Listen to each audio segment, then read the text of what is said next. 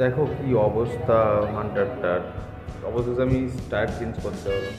সিএটের শোরুমটা দেখো, ওটা তোমাদের দেখাচ্ছি পুরোটা।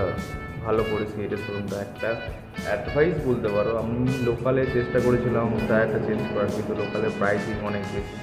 তারপর আমি সিএটের শোরুমে যোগাযোগ করে দেখলাম সেখানে প্রাইসটাও রিজনেবল এবং ভালো টেকনিকে হয়, কারণ রিংয়ের ক্ষতি হয় না, ভালো মেশিন দিয়ে হয়, অ্যালাইনমেন্ট ঠিকঠাক থাকে। দেখো কীভাবে টাকাটা লাগাচ্ছে, তাহলেই বুঝতে পারবে। দেখো ভাই ভাই কীভাবে লাগাচ্ছে, হেল্পফুল ভাই, ভালোভাবে চাকাটা লাগাচ্ছে। দেখো সুন্দরভাবে মেশিনের সাহায্যে অ্যালাইনমেন্ট চেক করে চাকাটা লাগাচ্ছে। তোমরা দেখলেই বুঝতে পারবে যে কতটা ভালোভাবে হচ্ছে।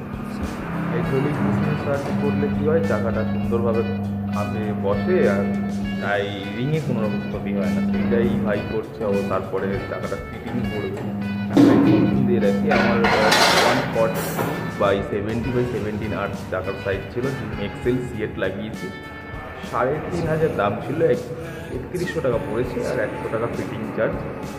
এইটাই ভেতরে এই অ্যালাইনমেন্ট সব কিছু হয়। CEAT showroom. আর অবশ্যই গাড়ি রেডি ফর রাইড।